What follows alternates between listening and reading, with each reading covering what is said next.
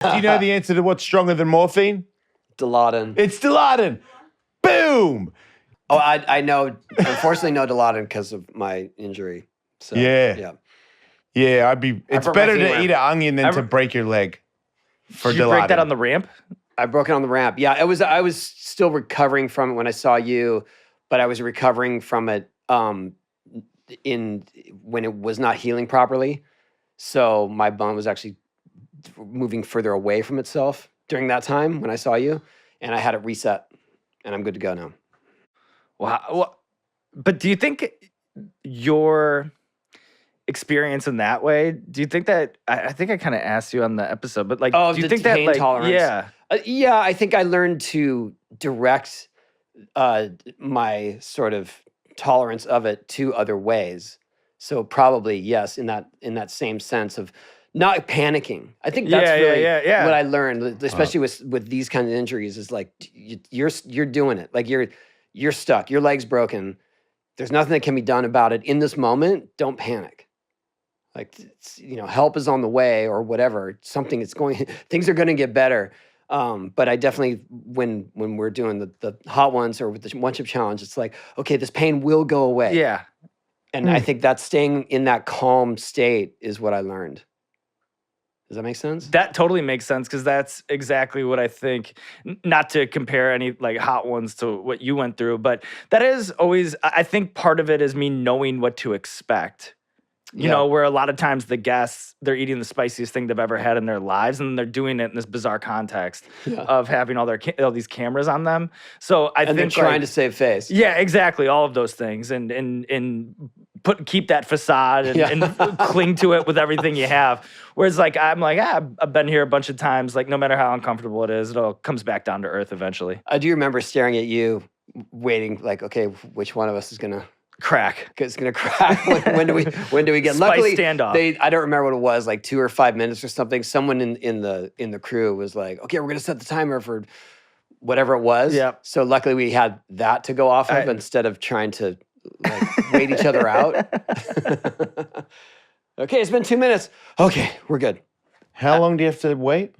I think it was 2 or 5 minutes. I don't remember. Yeah, I don't remember either. But it felt like an eternity. Minutes. Yeah, it might have been. It felt long. But at some point in that 5 minutes, we're just staring at each other like, here we go. Nightmare. Nightmare.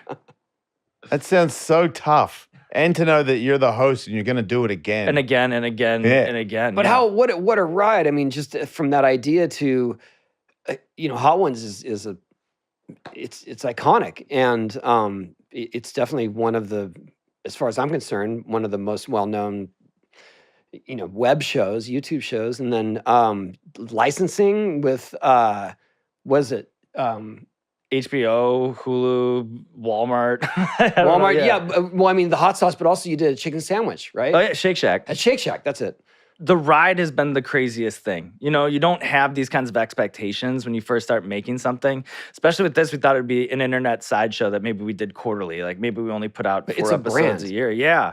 But then it ended up being like a really effective way to talk to people. And then we had this cult audience that was really motivating us and me specifically to elevate this interview. You know what I mean? Because I was like, this really works as an interview concept, like I feel like we accidentally invented that what's it like to have a beer with this person show and recognize that. And it was like, well, what an opportunity for all of us here, like let's just try to make this the best show ever and combine what would hopefully be like an unimpeachably excellent interview show with this unique hot sauce hook combined with. But did you ever imagine that celebrity it would guests. be like literally a brand of hot sauce or a flavor? No, these things kind of they happen. It becomes that snowball rolling down a hill, and then, but it's been just, I don't know, the most awesome and transformative experience of my entire life. And then it just keeps going. And then like the more you feed it, the more it feeds you. And but make no mistake, years go by. It's definitely built on the quality of your interviews. It's for sure you have this hook with the hot sauce and whatever, but you really do research your subject so well. How far ahead of time do you start researching? I take as much as I have, as much time as I have. Because, like sometimes like, you're booking a podcast or something like, oh, this thing falls through this. We got to shoot an episode like tomorrow. Sometimes it gets like that. And so if I have that time, then I just treat it like a final that I'm cramming for. But yeah, if I have I'd love to have a week and marinate. If they're an actor, I want to, know everything about them, but I also want to watch the movies. If they're a musician, I want to listen to the music. You know what I mean? I really want to soak in, because I do think that artists, what they're doing is a natural expression of themselves. So the best way to understand them and get to know them is just look at the work. You know what I mean? I don't want to just be scouring, looking for weird tidbits and facts. I think it's actually kind of helped me to just watch all the movies, listen to all the music, read all the books, just really marinate. That's the a things commitment. That I mean, I get that. Yeah, but it also, you're doing multiple shows a day, right? Yeah, sometimes? But that I think is that's what I think is fun for me, or how I'm uniquely wired and able to carry this whole thing, is because I love that experience of walking a mile in somebody else's shoes.